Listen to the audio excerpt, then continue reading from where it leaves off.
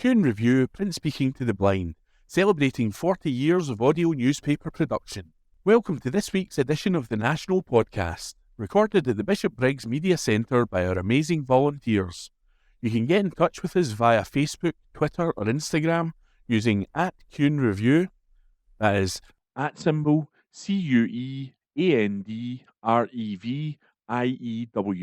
You can also contact us directly by emailing information@kuhnreview.com. That is INFORMATION @CuendReview.com, or by calling 0141 772 3976. That's 0141 772 3976.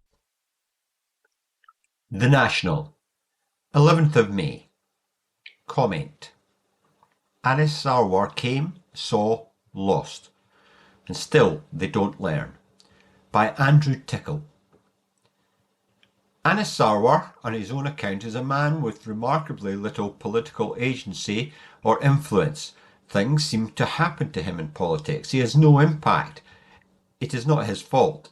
Someone else, something else, is always responsible for every setback and disappointment this gilded child of the Scottish Labour establishment has confronted during his long and largely ineffective political career.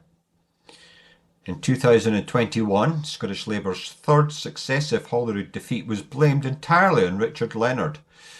Having schemed and leaked and briefed against Leonard behind the scenes, Sarwar swept into the party leadership ahead of Monica Lennon.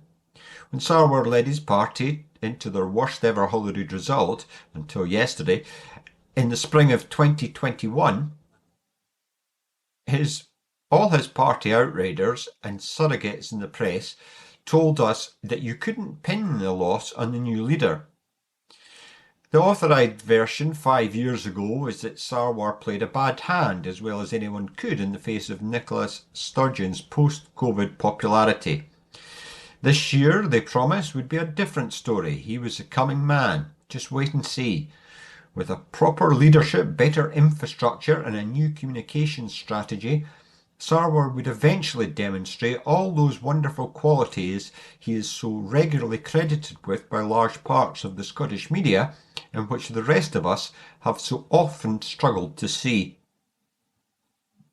Literally the only people I've ever met who express any authentic enthusiasm for the leader of Scottish Labour are gentlemen of the press of a certain age with sentimental ties to the right of the Labour Party. Working hand in glove with Keir Starmer, Sarwar was committed to changing the Labour Party and sweeping away the residue of Corbynism.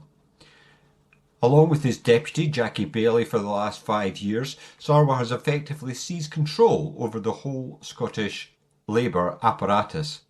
From candidate selection to campaign messaging, everything which has been done is on Baillie and Sarwar. They decided to stick like glue to the UK Labour government, emphasising their influence on its thinking. Well, this was obviously hokum from the start. It soon became something that the Scottish Labour leadership were keen to distance themselves from once the Starmer government started making unpopular choices. Too late, having failed to create a distinct political identity for themselves or develop any substantive policy reform, Sarwar and Baillie tried to distance themselves from the UK leadership. When Starmer sank, so sank Sarwar. Remarkable media efforts have gone into insulating Sarwar from the consequences of his own actions. Many things can be true at the same time. Did the unpopularity of Starmer have an impact on his party's standing with the public in these elections? Undoubtedly. Did choices the UK Labour Party have made since winning power in 2024 have a negative impact on Scottish Labour's appeal? No question. But the idea that Sarwar and Baillie can avoid responsibility for their choices in their campaign is risible. If you decide to make an election campaign almost entirely about yourself and your campaign crashes and burns, you cannot credibly lay all the blame elsewhere. This week, Sarwar led Scottish Labour into their worst ever Holyrood result. Scottish Labour lost 5 more MSPs, with the group shrinking to just 17. In the constituencies, the 21.6% of the vote they attracted in 2021 has contracted to just 19.2%. The party scored just 16% in the regional list, on which most of their representation in the Edinburgh Parliament now depends. In 2021, Team Sarwar were content to blame Leonard and the Corbyn legacy for their woeful standing. And in 2026, lo and behold, it is once again entirely someone else's fault. Against the background of this popular antipathy to the UK Labour government, some argue that no Scottish leader on a better platform with stronger or more substantive messages could have done better. This is convenient, but conveniently untrue. To suggest Sarwar has received a friendly press over the past 5 years is a remarkable understatement. We have consistently told he's formidable, impressive and charismatic, a leaderly leader. These testimonials continued, undeterred by their lack of alignment with public opinion.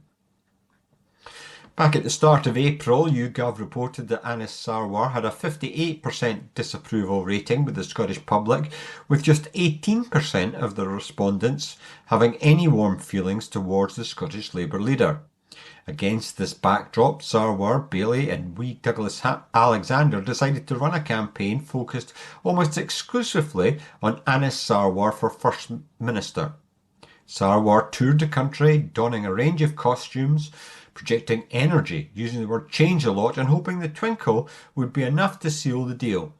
I guess this was a manful attempt to frame the election as a battle between the SNP and Labour rather than a fractured and fractious fight involving the Lib Dems, the Greens and Reform. But has proven to be a false choice which did nothing to put Labour in a stronger position. I suppose saying things to political journalists like we're running a 38-seat campaign makes you feel sophisticated. Hinting at a broad strategy, secret data and a magical explanation for why all the polls were wrong. But it transpires this too was largely an exercise in self-deception. Labour got 10,000 votes fewer than the Scottish Greens in the Glasgow regional list. In Glasgow Central, they scored 19.4% of the constituency vote, so far away from victory that you need a telescope to see it. It was no surprise in 2021 when Sarwar lost out to Sturgeon. Standing leaden-faced in his new constituency, the supposedly popular choice for First Minister found himself more than 5,000 votes behind local SNP councillor Zen Ghani. Sarwar won just 28.3% of constituency preferences in Carthan Pollock, exposing the fantastical dimensions of Scottish Labour's campaign and just how misaligned with reality Sarwar and Bailey's campaign strategy would prove. As the novelist William Boyd wrote, often, the last thing we learn about ourselves is our effect. Labour's social media campaign wasn't so much viral as contagious. It turns out that besieging the nation's YouTube videos for weeks on end with fatuous ads featuring an unpopular leader doing his best to say nothing is not an effective strategy to sweep you to power. The goal was presumably to contrast a young, dynamic and social media savvy leader with analog John, a phrase I trust we have now heard the last of, but in the end all the campaign achieved was frustrating folk looking to watch the football highlights and enrich social media platforms to the tune of £500,000. In the objective reckoning, Sarwar has been a complete failure as leader of the Scottish Labour Party. He isn't charismatic, he hasn't impressed, he hasn't persuaded, he didn't play a weak hand well. He hasn't reversed Scottish Labour decline, but accelerated it. Through a combination of hubris, managerialism and misplaced self-belief in his personal qualities as an energetic campaigner and popular mobiliser of public sympathy, Scottish Labour have once again missed the moment and must contemplate 5 more years in opposition. Having been afforded every allowance, every excuse for past failures, having been bolstered by broad and deep media support, puffed up and promoted, received fawning notices, sympathetic readings, and granted a campaign war chest of unprecedented size, Sarwar has failed the one test which really matters. He has failed in a way which someone less sentimental about themselves would immediately recognise as career-ending. The magic has not only faded, but fizzled. Your reputation cannot recover. You aren't a winner. You aren't the coming man anymore. You came, you saw, you lost. It's over.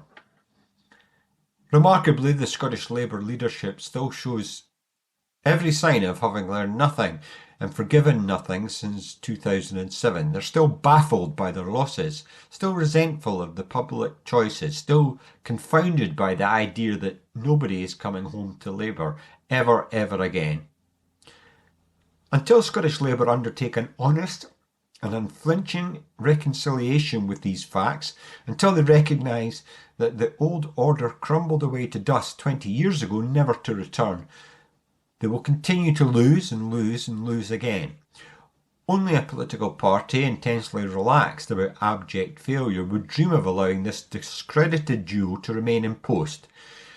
And only astonishing hubris would convince these people they're entitled to remain, surrounded by the political debris of defeat in all their own choices.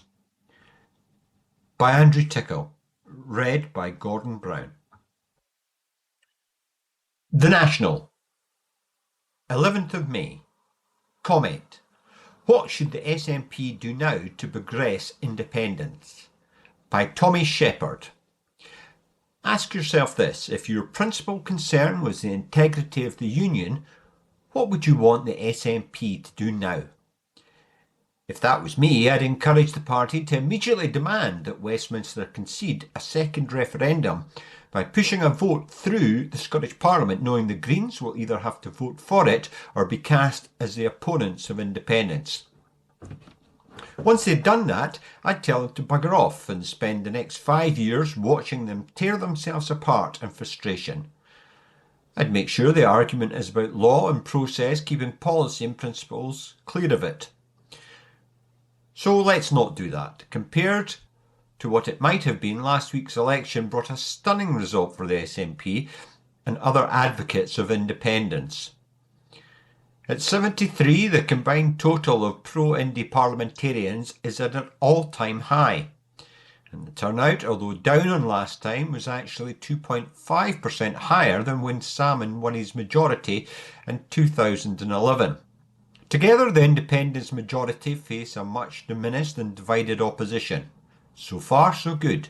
Now we need to win the victory.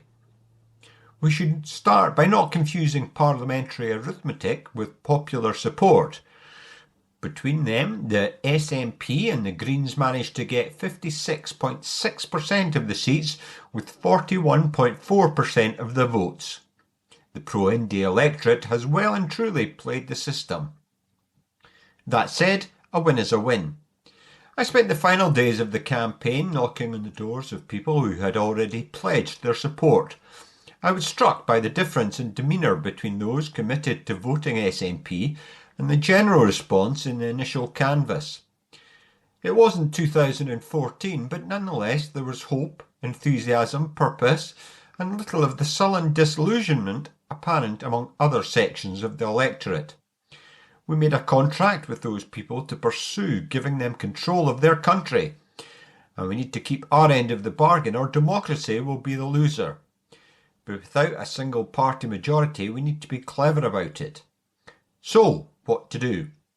First, the SNP need to embrace the opportunity to lead a political plurality both inside and outside Parliament. That doesn't mean compromise or vetoes, but respectful discussion and planning of how to take our cause forward. And it means using parliamentary legitimacy to build a civic movement of such momentum that it cannot be ignored. Central to this is continuing to explain with ever-increasing vigour exactly how political control over our own resources making things better. The argument about independence meaning lower bills through controlling our energy supply and regulation worked. We need to take it further and add other things such as borrowing powers to build houses, tax powers over corporations, and the right to form international alliances for our defence. Secondly, we need to demand the loser's consent. Labour and Reform in particular sought votes to stop the SNP and end Scotland's journey towards self-government. They lost. They need to accept that. And they need to be relentlessly pursued to answer how people in Scotland can express a view on their constitutional future, if not by giving new powers to the Scottish Parliament. Thirdly, we need to show that even within the constraints of devolution, we can govern with confidence and competence.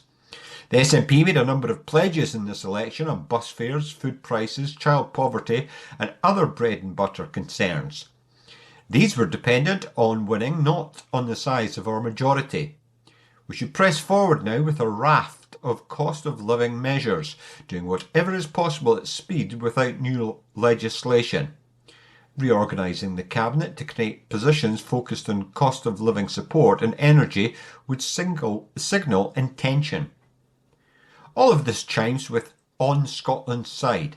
The trick is not to choose between running these things here and now or arguing for independence, but to synthesise both.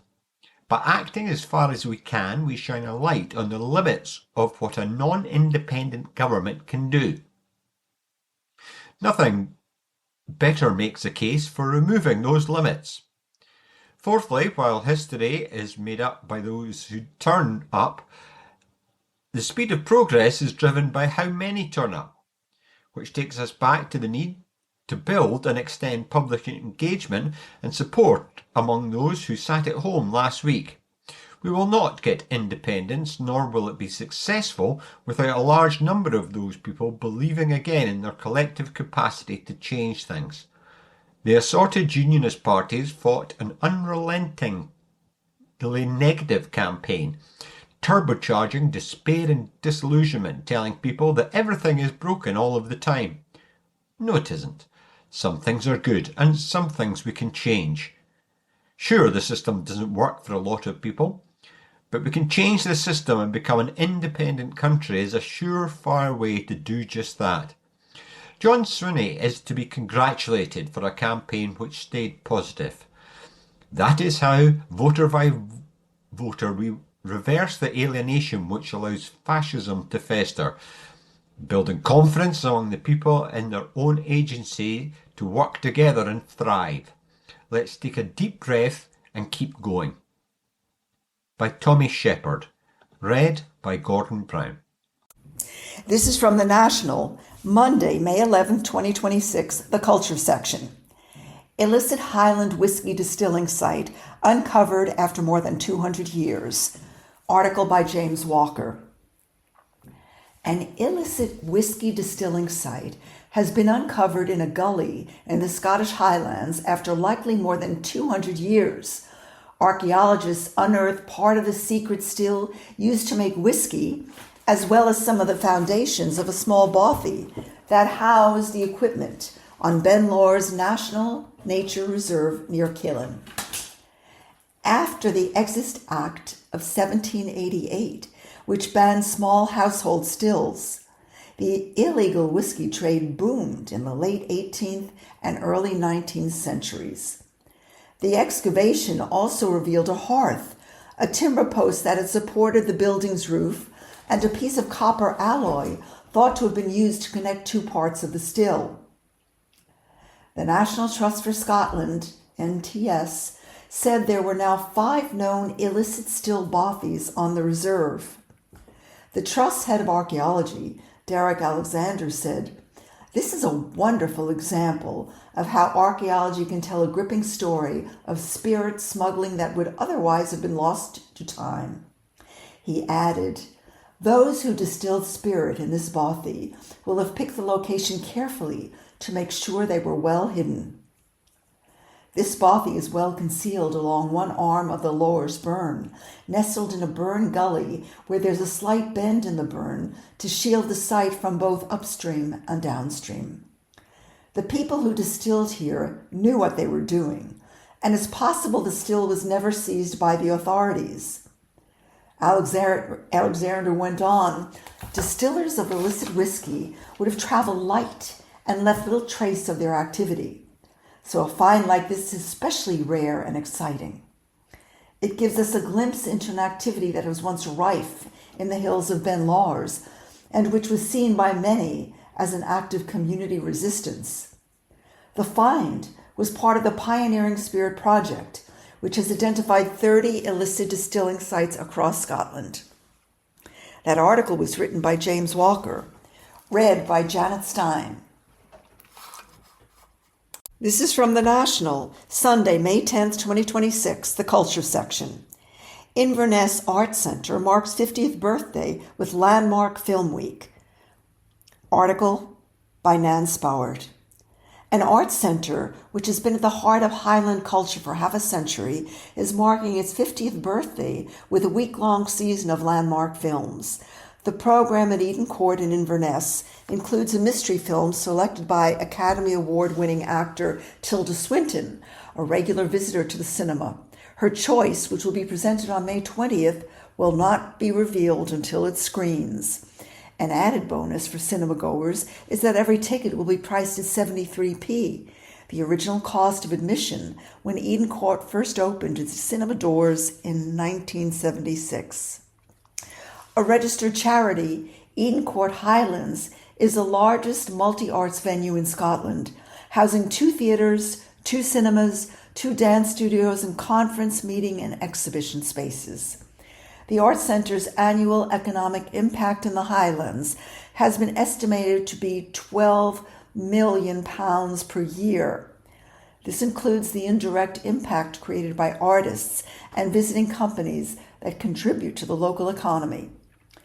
Each year at Eden Court, 150,000 tickets are sold to live performances, 45,000 tickets sold to cinema screenings, and 15,000 people take part in engagement activities. As well as the building-based program of weekly classes, youth theatre and youth dance, Eden Court also works with schools across the region. The lineup for the Flashback Cinema Week has been drawn directly from audience nominations and will open with a special gala screening of Alice Doesn't Live Here Anymore, directed by Martin Scorsese, the first film to screen at Eden Court in April 1976. One Flew Over the Cuckoo's Nest, starring Jack Nicholson, which swept the Oscars after its release, will also be shown, as it was UK's #1 film at Eden Court when it opened. The 2014 Christopher Nolan film Interstellar will be part of the week, making a nod to the fact that Eden Court has screened every Christopher Nolan film since Memento in 2000. Also honored will be Scotland's own Lynne Ramsay, recognized as one of cinema's outstanding directors. Eden Court has championed Lynne Ramsay from the start, with her latest release, Die My Love, opening the 2025 Inverness Film Festival. Her film, Ratcatcher, has been chosen for the anniversary week. Eden Court is one of the few cinemas in Scotland continuing to screen 35mm film prints, thanks to a team of skilled projectionists alongside digital film screenings. There will be several 35mm special presentations. Classic movies presented on film prints will include Witness, directed by Peter Weir, Tim Burton's Batman, Sally Potter's Orlando, and Bill Forsyth's Local Hero. Returning by popular demand is The Piano, directed by Jane Campion, after it packed out Eden Court's original custom-built Riverside Cinema in the 1990s. International and independent cinema picks include Amélie, Happy Together, Portrait of a Lady on Fire, and Lady Bird. Eden Court has long championed access and inclusion. and the Pixar classic Finding Nemo will be offered as a relaxed screening. Paul McDonald Taylor, Eden Court's head of film, said, "I've spent 30 years watching films at Eden Court, 26 projecting them and 20 choosing them. Cinema Flashback pulls together the very best of what our audience have asked for, with films from Scotland, Hollywood, and around the world. It highlights what we do at Eden Court Cinema every week, with thanks to the people that visit us regularly and keep film alive." The week runs from this Friday, May 15th, until May 21st. That article was written by Nan Spowert, read by Janet Stein. This is from The National, Friday, May 8th, 2026, the Culture section. First look at capybara pup born in Scotland for first time in 18 years. Article by Beth Templeton. Edinburgh Zoo has welcomed the birth of a capybara, the first to be born in Scotland in 18 years. Keepers at the Royal Zoological Society of Scotland, RZSS Zoo, are keeping a close eye on the capybara as they are still vulnerable at this point in their development. Johnny Appleyard, animal keeper, said, "We are so proud of Luna and Rodney. They're already doing an incredible job of looking after their new baby. They are such a beautiful species, and the babies are especially adorable. The baby is slowly starting to get braver and explore, so you may well catch a glimpse of them, closely followed by Mum. Capybara pups grow up quickly, so we recommend visiting the zoo as soon as you can if you want to see the new arrival at their cutest stage." Capybara babies, known as pups, weigh around 1.5 to 2.5 kilograms when born, similar to the weight of a six-pack of Iron Brew. In the coming weeks, the pup will become more independent and spend time grazing. They will learn social behaviors from the herd, including communication sounds such as barks and chirps and group hierarchy. The pup will have their first health check in the coming weeks, at which point keepers will find out the gender and choose their name. Visitors can book zoo tickets online in advance and save at edinburghzoo.org.uk/tickets. Edinburgh Zoo currently cares for 4 capybaras, Looney, Rodney, Callie, and the new pup. Capybaras live across much of South America, preferring dense forests, savannas, and wetland. They are great swimmers, often staying close to water to escape predators and keep cool. They can stay underwater for several minutes with just their nostrils above the surface. The RZSS is a wildlife conservation charity that aims for a world which protects and loves nature. That article was written by Beth Templeton, read by Janet Stein. From The National, date 11th of May 2026, from the Sports section. Arne Engels' unseen Celtic celebration at Dyson Stunner v Rangers. Written by Mark Hendry. Dyson Maeda scored the goal of his life for Celtic in their 3-1 win over Rangers on Sunday afternoon. The Japanese internationalist had already found the back of the net with a slick one-touch finish to give his side the lead on Derby Day. But it was his second of the day that stunned Parkhead, with fans gobsmacked at the stunning overhead scissor kick which nestled into Jack Butland's top corner. Several different angles have now been shown on social media of the wonder strike from Sky Sports cameras set up around the stadium, and the Hoops have now also offered their own unique angles of the goal as well as the celebrations which followed.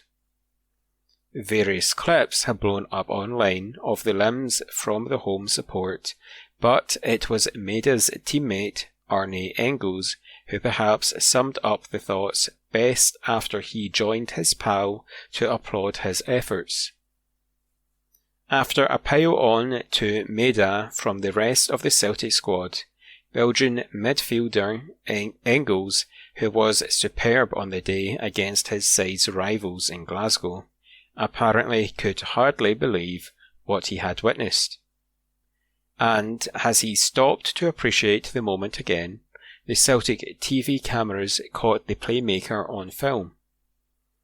Engels put his head in his hands as though he was shocked at the skill and quality of the strike. You can watch his genuine reaction from around the 7-minute 40 timestamp in the Hoops YouTube video. Mickey Moore had given the Ibrox visitors an early lead at Celtic Park on Sunday before Yang found the equaliser. Maeda's double means the title race against Hearts is still on and now in Celtic's hands. That article was written by Mark Hendry and read by Ewing. From the National, date 10th of May 2026, from the Sports section. Hearts put one hand on SWPL title by beating Celtic. Written by Alison McConnell. Eva Olid's Hearts put one hand on the SWPL title after beating Celtic 2-1, on a day when Glasgow City's title dreams were ended by a 93rd minute Tegan Bowie goal at Meadowbank. The Tynecastle side are now 4 points clear of Rangers, with just 2 league games to go, and 7 clear of City. The most straightforward passage to the title will be a win over Glasgow City next Sunday at Oriam. That would make it impossible for them to be pegged back. However, Grant Scott's Celtic, who are out of the title race, play Rangers next weekend at Broadwood.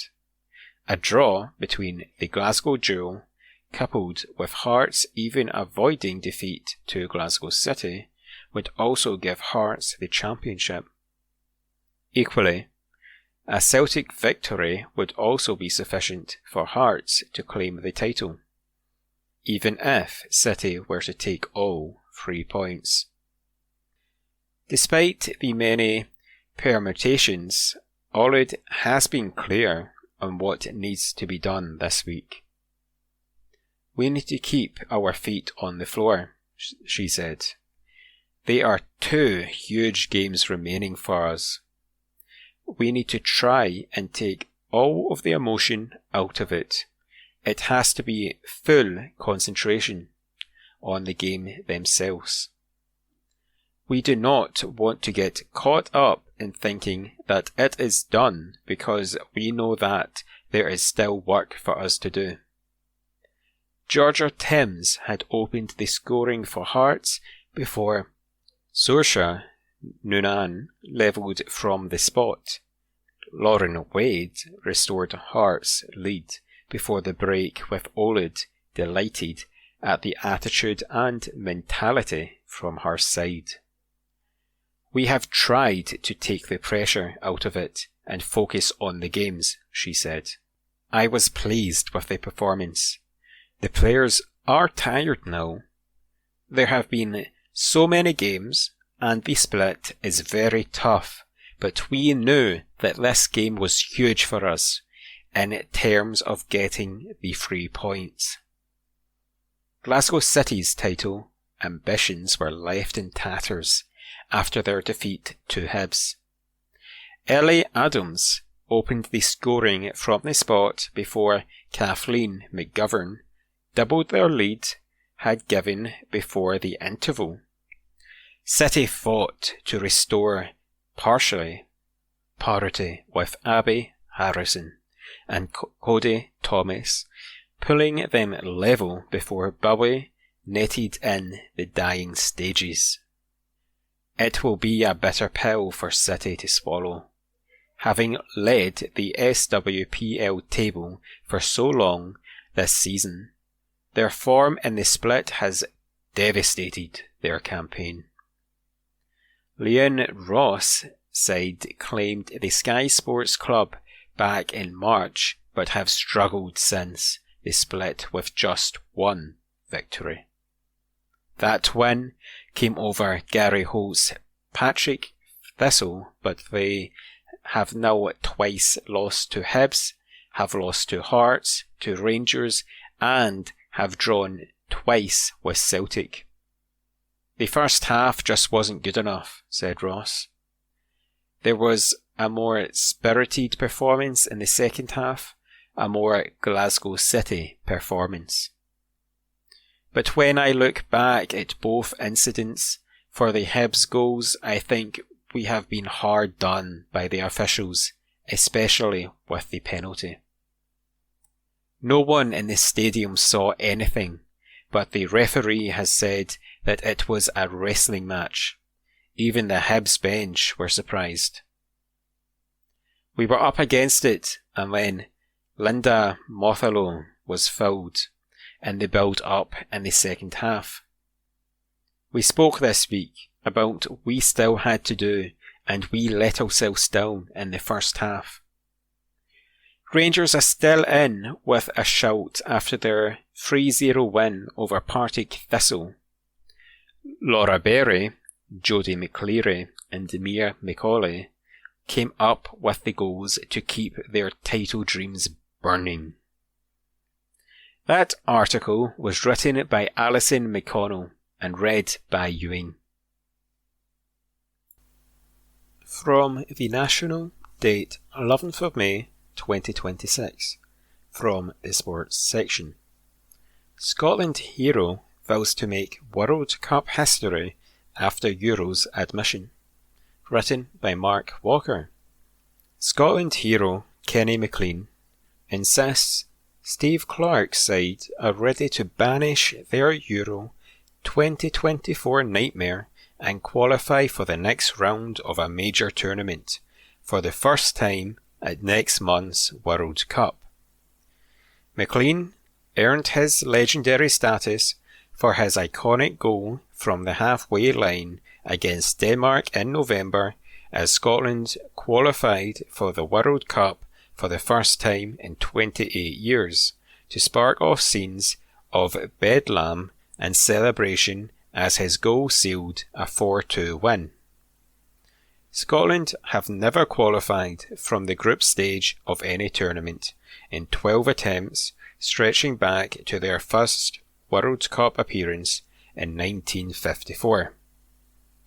But Norwich City star McLean is convinced Scotland can learn from their dismal showing in Germany at the Euros 2 years ago, where they earned just a single point. He said, "We are well aware of what happened at the last Euros, and we want to continue improving as a squad. We've got really good players, and we're a really good team, but we just didn't show up. I don't even think it was the occasion getting the better of us. I think we just weren't good enough at the time. But we've grown as a squad. We've improved and we've qualified for another tournament. It's the first time in 28 years that we've reached the World Cup. So we don't want that alone to be enough. We want to go there and showcase what we can do. We feel we've got a real chance of getting out of the group. That's the goal, and that's the ambition for everybody. We want to carry the flag and take it as far as we can. It's a tough group, of course. We kick off with Haiti, and that's obviously a game where we'll be looking to get 3 points. I don't think we can hide away from that. Morocco is going to be a massive game, because I think everybody outside the group will expect Brazil to probably win it. But we want to do as much as we can in that second game to put ourselves in a good position going into the match in Miami against Brazil. We know it's going to be a tough ask, but anything's possible. I'm not going to sit here and say we're going to win the World Cup, but I think if we're talking about getting out of the group, the first thing has got to be winning the first game and getting off to a good start. There will be an expectation on us, and we need to carry that expectation. Getting off to a good start with 3 points would obviously be amazing, and beyond that, there's a real opportunity for us with 32 teams qualifying.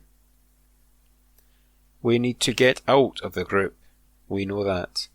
We know we've got the squad, and we know we've got the players to do that. That article was written by Mark Walker and read by Ewing. From The National, date 11th of May 2026, from the Sports section. Scottish Football Writers Association Award nominations released. Written by Blair Michael. The 2025/26 nominations for the Scottish Football Writers Association Awards have been released. From Manager of the Year, Hearts' Derek McInnes will be looking to complete a treble after winning the PFA and Glens Premiership Awards. However, he faces competition from Celtic's Martin O'Neill, Falkirk's John McGlynn and Jens Berthel Askell of Motherwell. For the SFWA Player of the Year, the shortlist is exactly the same as for the PFA Scotland Award. That means Hearts pair Lawrence Shankland and Claudio Braga are up against Motherwell duo Elijah Just and Tawanda Masawani. The Young Player of the Year category sees Rangers youngster Findlay Curtis on loan at Kilmarnock, shortlisted along with Luke Graham of Dundee, Falkirk's Barney Stewart and Andrew Todd of Dunfermline. In the SWPL, Leaders Hearts Georgia Timms is nominated for Player of the Year along with Lee Gibson of Glasgow City, Maria McCanny of Celtic and Katie Wilkinson of Rangers. The Young Player of the Year will be contested by Lisa Forrest of Glasgow City and Rangers trio Laura Berry, Mia McCauley and Jodie McLeary. That article was written by Blair Michael and read by Ewing. From The National, Tuesday the 12th of May 2026, from the Politics section. Major anti-Trump protest planned at Scottish golf course. Article written by Lucy Jackson. A Scottish golf course owned by Donald Trump is set to be targeted by a major anti-Trump protest. Campaigners from the Gaza Genocide Emergency Committee, GGEC, will gather on the beach beside Trump Turnberry Golf Course later this month. Activists have organised the protest in response to Trump waging war in the Middle East and the actions of ICE agents in the US, branding the US president a voracious warmonger, malignant narcissist, and dangerous psychopath. They argue that Trump has no moral right to own any of our land here in Scotland, arguing the US president has colluded with Israel in the mass slaughter of Palestine, Lebanon, and Iran. The protest, dubbed a Family Fun Day, will take place on Sunday, May 31st from 11 a.m. at Turnberry Beach in Girvan. Activists will fly kites, make creative props, and flap flags of protest during the day of action. Turnberry Beach has been the site of protests against the US president in the past. Last year, Greenpeace campaigners staged a huge protest featuring sand art of the US president's face. The Trump Turnberry golf course has also been targeted by pro-Palestine protesters over Trump's position on Gaza. A GGEC spokesperson told The National, "This is a timely opportunity and fitting location for people to vent their feelings about the genocidal actions, war crimes and alarming global instabilities unleashed by Donald Trump. It's appalling to think that while helping Netanyahu bring such death, destruction and suffering to Gaza, the region and beyond, Trump can still own this piece of pristine land and maintain an unwelcome presence here in Scotland. From the beach at Turnberry, we will be showing creative solidarity with the people on Gaza's shores who continue to struggle for basic survival under Trump's direct and leading part in the genocide." And that article was written by Lucy Jackson. From The National, Tuesday the 12th of May 2026, from the news section. Edinburgh-bound British Airways flight emergency, co-pilot falls ill. Article written by Alistair Ferguson. An Edinburgh-bound British Airways flight was forced to declare a mid-air emergency after its co-pilot reportedly fell ill. BA flight BA1458 declared an emergency squawk 7700 code as it approached the Scottish capital after it left London Heathrow at around 5 p.m. on Monday. According to the Daily Record, the crew on board the flight issued the squawk emergency code during the aircraft's final approach into Edinburgh. The aircraft was reportedly flying at an altitude of around 13,000 feet when the incident occurred. Pilots issued a squawk 7700 code to signal a general emergency, which alerts both air traffic control on the ground and any nearby aircraft. It was reported that the emergency on board the BA1458 flight was due to the co-pilot suffering a medical issue in the cockpit. The plane landed safely at Edinburgh Airport on Monday and was met by emergency services on the runway. BA reportedly confirmed the incident and said that passengers were able to disembark from the plane as normal. And that article was written by Alistair Ferguson. From The National, Tuesday the 12th of May 2026, from the politics section. Top Labour Minister Jess Phillips quits government. Article written by Steph Braun. Jess Phillips has quit her role in Keir Starmer's government, saying she has not seen the change I and the country expect.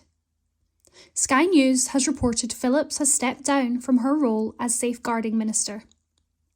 In a letter to Starmer, she said, "I know you care deeply, but deeds, not words, are what matter." It is the most high-profile call for Starmer's resignation so far, after the Prime Minister vowed to fight on during a cabinet meeting on Tuesday morning. In a lengthy letter, she wrote, "I think you are a good man fundamentally, who cares about the right things. However, I have seen firsthand how that is not enough. The desire not to have an argument means we rarely make an argument, leaving opportunities for progress stalled and delayed. Labour governments come around rarely is the constant refrain at the moment. It's true they are precious. Every Labour government in my and my family's lifetime has forged progress that changed our country and the world for the better. I know you care deeply, but deeds, not words, are what matter. I'm not sure we are grasping this rare opportunity with the gusto that's needed, and I cannot keep waiting around for a crisis to push for faster progress." She finished her letter saying, "I want a Labour government to work, and I will strive, as I always have, for its success and popularity, but I'm not seeing the change I think I and the country expect, and so cannot continue to serve as a minister under the current leadership."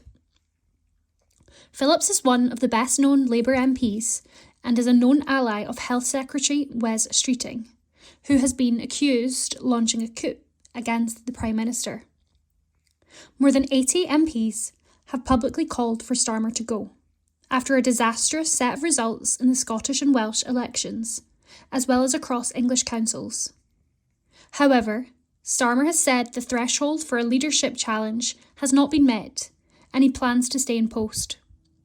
Starmer reportedly told MPs in a meeting of the Cabinet on Tuesday morning, "As I said yesterday, I take responsibility for these election results, and I take responsibility for delivering the change we promised.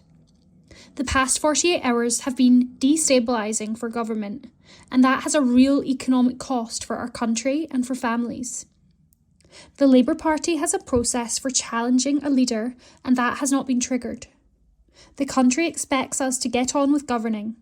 That is what I'm doing and what we must do as a cabinet." And that article was written by Steph Braun.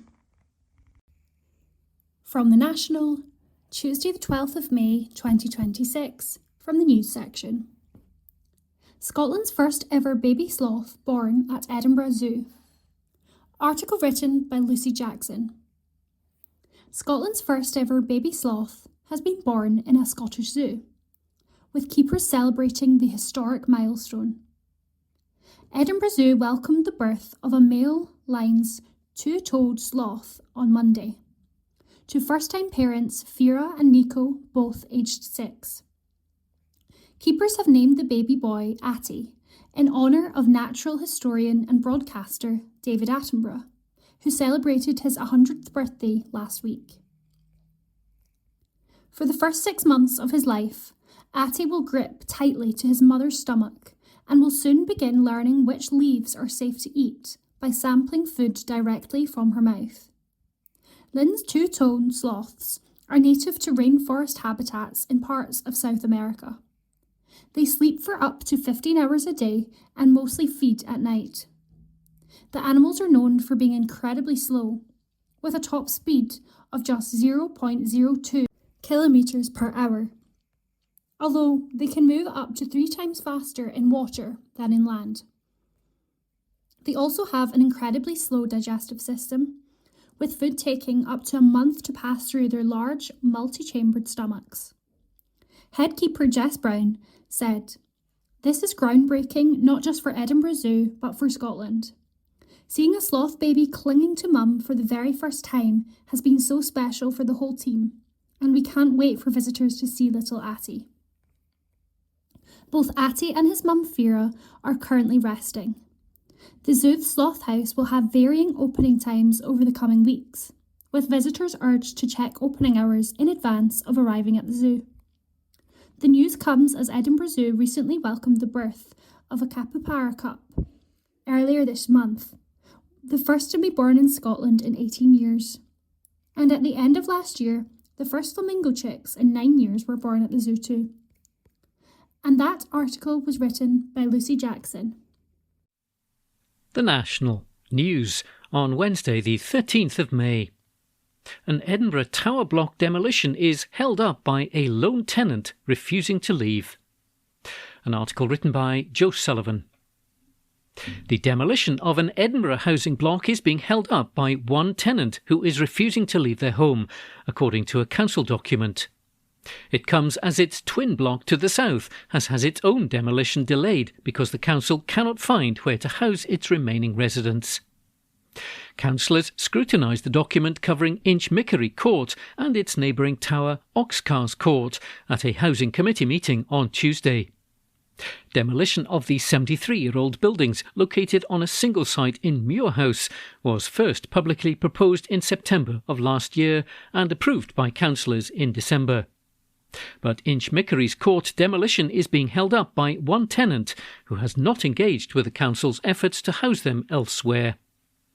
The document reads, there is one remaining tenant in the block, so essential services are being maintained while the eviction process proceeds through the Sheriff Court.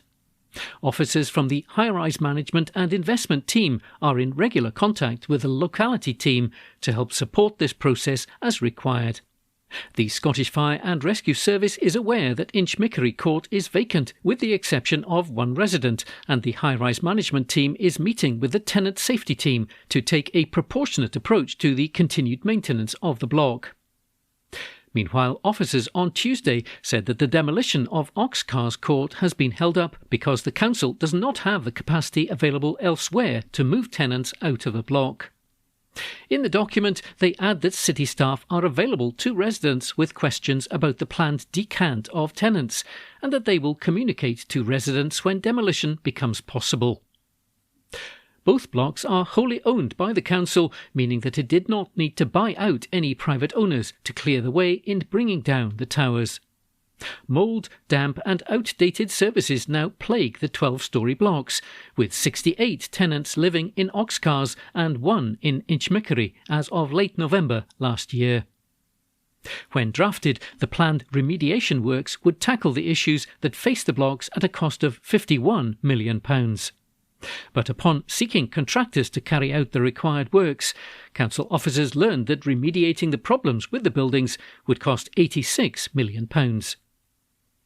In a report to councillors in September, officers said that demolishing and replacing the blocks after moving the residents to other council properties was the most cost-effective option. The Local Democracy Reporting Service visited Oxcars Court in September, soon after the demolitions were announced. Residents said that they were resigned to their fate, and several added that they were dissatisfied with the council's level of communication on the demolitions. Some felt that demolishing the blocks was the right option, citing the poor condition of the buildings. But others said that they didn't trust the council to replace the blocks and had little faith that it could carry out the project well due to their poor communication with tenants. One told the service the residents just feel absolutely left out of it altogether. If the council can't listen to residents about a complaint about another tenant, how are you going to listen to a complaint about the state of the building? In December, the housing convener and Labour councillor Tim Pogson said, "There's now been a significant change of strategy due to the market and the commissioning responses that we've received. It seems to be a pretty well supported proposal in general by most groups, who are content to see this progress." As of December, the council proposed to replace the 2 towers with a 150-flat development, although larger projects on the site were proposed. An article written by Joe Sullivan. The National News on Wednesday the 13th of May. Highland Council is given £20,000 to tackle aggressive seagulls. An article written by Olivia Andrews. A £20,000 grant from natural heritage body NatureScot will help tackle the problem of aggressive gulls in Inverness and Nairn.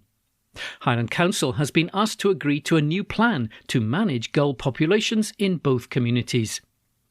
A pilot gull management plan has been drafted following increased reports of bird and human conflicts in the region. Reports of elderly care home residents being disturbed in their sleep, high school pupils being dive-bombed at lunchtime, and aggressive behaviour from gulls towards primary school children have all been noted amongst reasons for the new plan, which is set to be discussed by members of Highland Council's City of Inverness Area Committee on Monday. The plan, as outlined by officers, will include new gull-resistant bins, anti-perching systems, and the use of audio and visual deterrents during the breeding season. However, should problems persist, the council would consider applying for a licence to allow lethal control as a last resort, the report adds. The report makes clear that such licences would only be considered under specific circumstances, including where an adult or a chick is found in a location where it poses a risk to public health or safety and cannot be removed without significantly harming the bird, or where a nest containing newly hatched chicks is at severe and likely risk of starting a fire, though even here a licence for relocation would be the preferred option. A 2025 census report on Inverness's gull population detailed 743 active nests at that time, with 1,513 individual birds identified. Gull management was formerly the responsibility of the Inverness Business Improvement District, but it pulled the plug earlier this year due to a lack of funding. Councillors on the City Committee are being recommended to approve the proposals when they come before them on Monday. An article written by Olivia Andrews. The National Politics on Wednesday the 13th of May. The Prime Minister rolls back on Scottish independence talks with John Swinney. An article written by Alistair Ferguson. The Prime Minister has rolled back on John Swinney's claims that the pair will meet to discuss a second referendum on Scottish independence. Scotland's First Minister said late on Tuesday evening that the issue of a second referendum on Scottish independence will be on the agenda in next month's face-to-face talks between the pair. A spokesperson for the Scottish Government last night said that the issue came up after Sir Keir Starmer congratulated Mr Swinney on his emphatic election win and stressed his willingness to work in collaboration between the two governments. It's particularly welcome that the Prime Minister agreed to meet next month to discuss a referendum on independence, the Scottish Government spokesperson said.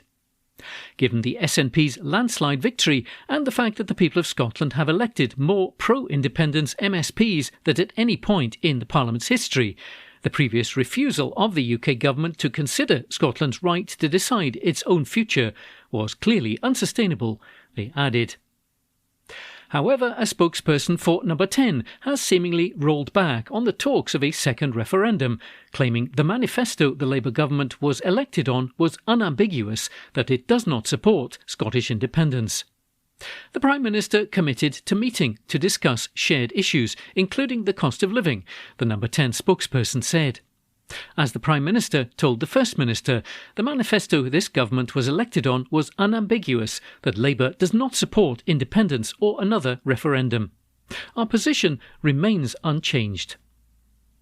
Mr Swinney said last week that he still plans to hold a vote on a Section 30 order after the SNP's emphatic victory in the Holyrood election, although the party did not achieve a majority.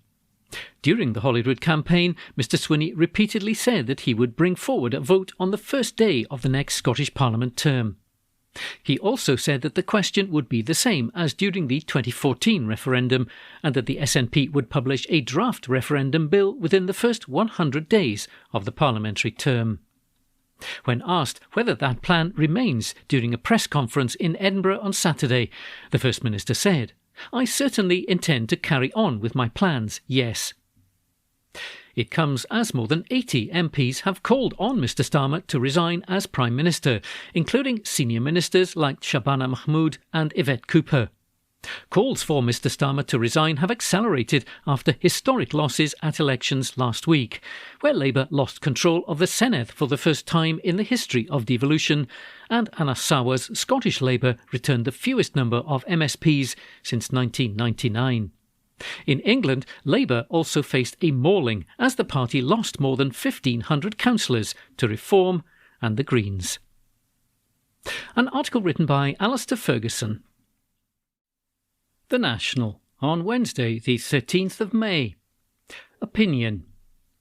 Where is the Scotland Secretary, Douglas Alexander, after his election disaster? The Real Scottish Politics, a column written by Steph Braun. As ministers line up to resign from Sir Keir Starmer's government following a disastrous set of election results, the noise around the Prime Minister's future has been turned up to 11. But there is one man who has been noticeably silent since Scottish Labour recorded its worst ever result at Holyrood. The Scottish Secretary, Douglas Alexander, last posted on X on polling day last Thursday and has now seemingly gone into hiding. Alongside the Scottish Labour leader Anas Sarwar and his deputy Jackie Baillie, Mr Alexander ran the party's election campaign. Mr Sarwar has spoken to the media insisting that he'll be staying put, despite returning just 17 MSPs, but he said that he takes full responsibility for the strategy of the campaign. Mr Alexander, however, has not addressed the public at all and has not taken a smidgen of responsibility. In his absence, calls for an investigation into Scottish Labour have emerged after activists broke electoral rules at multiple polling stations last week. On Thursday, when thousands of Scots headed to the polls, leaflets from the Scottish Labour Party were discovered in voting booths at 2 polling stations in North Lanarkshire. The National revealed that staff at a polling station in Christon found party campaign materials at multiple polling booths after they were alerted by concerned voters. The SNP has called for an investigation into Labour and has demanded that campaign directors Ms Baillie and Mr Alexander confirm that they played no part in the incidents. But still, no word from Mr Alexander. Scottish Labour MP Chris Murray has now come out and said that alongside Mr Sawa, Mr Alexander needs to reflect on the poor Holyrood election campaign. He said that Labour did not give Scots enough reasons to vote for his party and failed to paint a vision of the type of country that they wanted to create. According to the Record newspaper, he's not the only one going after Mr Alexander. Another MP reportedly said, "Douglas has gone mute since Thursday. He told us we'd win 30 plus seats, but continues his record of losing another election that he has run. His only success is persuading others he's any good." Former First Minister Jack McConnell has meanwhile gone for the jugular. He suggested that the position of Scottish Secretary should be ditched altogether. Writing in the Sunday Times newspaper, he said that the National Secretaries of State should be abolished and a Deputy Prime Minister appointed, who is Secretary of State for the nations and regions, to be a powerful voice inside the Cabinet and wider government, as part of an immediate change in the relationship between the UK and the Scottish Government. Mr Alexander is certainly doing a fine job anyway of making his role seem utterly irrelevant, as tumbleweed bobs along Horseguards Parade outside the Scotland office. The election may not be the only reason that Mr Alexander is not in the mood for chatting. Shortly before Scots hit the polls, he was left red-faced after Donald Trump cited John Swinney as being a key part of his thinking in reversing whisky tariffs, despite Mr Alexander ripping into the SNP leader for trying to take credit for the move. It's understandable that he might want the ground to swallow him, but the noise is now getting louder around Mr Alexander, and it's not clear that the chaos around Mr Starmer is necessarily enough to drown it out. Whilst he runs from accountability, he's only proving that Scotland does not need a Westminster stooge pretending to act in the country's interests. A column written by Steph Braun. The National News on Wednesday the 13th of May. A petrol station admits that fuel was contaminated, with 15 other stations affected. An article written by Amy Miles. A service station has admitted that its fuel was contaminated after a series of customer complaints. Burn Park service station in Kilmarnock confirmed the issue following reports related to its super unleaded fuel last month. Approximately 15 garages across Scotland are believed to have received deliveries of the contaminated fuel, affecting a mix of different fuel brands. The exact nature of the contamination has not been identified, although initial findings suggest that it is not water. Further testing is underway. A spokesman for Burn Park service station said, "Following reports from customers regarding issues with super unleaded fuel supplied last month, we can now confirm that test results have shown that there was contamination present in the fuel. We'd like to reassure customers that the contamination did not occur at Burn Park service station. It's believed that the source of the contamination originated from the fuel terminal supplying the product. As a precaution, the super unleaded tank at the station will be emptied and professionally cleaned. The fuel will not be available until the process is complete." The spokesman added, "We sincerely apologise for the inconvenience caused and appreciate everyone's patience and understanding while this matter is being resolved." An article written by Amy Miles. The National News on Wednesday the 13th of May. The original Hampden Park site is given protected status by Historic Scotland. An article written by Aidan Maxwell. The site of the original Hampden Park has been given protected status in recognition of its place in football history. Historic Environment Scotland has designated the grounds on Kingsley Avenue in Glasgow's south side as a scheduled monument. The original Hampden hosted international matches and Scottish Cup finals from 1873 to 1883 and is considered the world's first international football stadium. Remains of the original stadium, where Scotland famously routed England 5-1 in 1882, were discovered following an archaeological excavation at the site in 2021. Fears had been raised last year that the site could be turned into flats following the closure of Hampden Bowling Club, which had taken over the land in 1905 before closing earlier this year and leaving it potentially available for commercial redevelopment. Campaigners argued that the site deserved to be celebrated rather than built over, with the ground long considered the first stadium where features now common to football, such as grandstands, turnstiles and season tickets, originated. Dara Parsons, the head of designations at Historic Environment Scotland, said, "It feels timely to recognise the central role that Scotland played in the development of the sport and the place of First Hampden within that story. The remains of the pavilion at the First Hampden are a link to the earliest days of football in Scotland and its importance to and impact on communities. It's a monument to our national game and to the origins of the modern football stadium." The decision followed a public consultation which showed support for the designation. Mr Parsons added, "We'd like to thank everyone who took time to take part in our consultation and to share their valuable contributions. We had a great response and we're looking to continue that engagement over the summer, where we'll be asking people to suggest important football heritage sites from across Scotland for us to investigate." The original ground was replaced by the second Hampden Park in 1884, before the current third version of the stadium in Mount Florida opened in 1903. The aim of a scheduled monument designation is to preserve significant sites in Scotland as much as possible in the form that they've been passed down to people today. More than 8,000 scheduled monuments are currently spread across Scotland. An article written by Aidan Maxwell. The National World News on Wednesday the 13th of May. Israel passes the death penalty law for the 7th of October detainees. An article written by Lucy Jackson.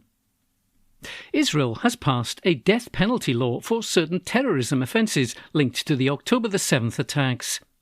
The legislation passed by 93 votes to 0 in the Knesset, the Israeli parliament, on Monday, with the remaining 27 lawmakers absent or abstaining from the vote. It means that Israel can now impose the death penalty and conduct public trials for those involved in the Hamas-led attacks on Israel on the 7th of October 2023, where more than 1,200 people were killed and a further 251 were taken hostage. The attacks escalated Israel's brutal onslaught of Gaza, which has been deemed to constitute a genocide by the United Nations, with more than 72,000 Palestinians killed by Israel since the 7th of October 2023, according to the Gaza Health Ministry. The National previously told how Israel passed a death penalty law aimed at Palestinians convicted of terrorism in March. However, this law does not apply retroactively, whereas the law passed this week creates a specific legal framework for prosecuting those accused of direct involvement in the 7th of October attacks. They're expected to face charges ranging from terrorism and murder to sexual violence and genocide, and cases will be tried in front of a special military court in Jerusalem with different rules from regular criminal trials. Key moments of the hearings, including the opening, the verdict and the sentencing, will also be filmed and broadcast on a dedicated website. Opponents of the law have expressed concerns that live streaming the proceedings before guilt is established risks turning the trials into a spectacle, also raising concerns about the reliability of the evidence that may be presented, arguing that it could have been extracted by harsh interrogation methods. Several Israeli rights groups, including HaMoked, Adalah and the Public Committee Against Torture in Israel, said that while justice for the victims of the 7th of October is a legitimate and urgent imperative, any accountability for the crimes must be pursued through a process which includes, rather than abandons, the principles of justice. The International Criminal Court has issued arrest warrants for the Israeli Prime Minister Benjamin Netanyahu and the former Defence Minister Yoav Gallant for alleged war crimes and crimes against humanity. Israel is also currently fighting a genocide case at the International Court of Justice, the top court at the United Nations. An article written by Lucy Jackson. That concludes this week's edition of the National Podcast. Please remember to subscribe to our channels at Tune Review and to tell your friends about our service.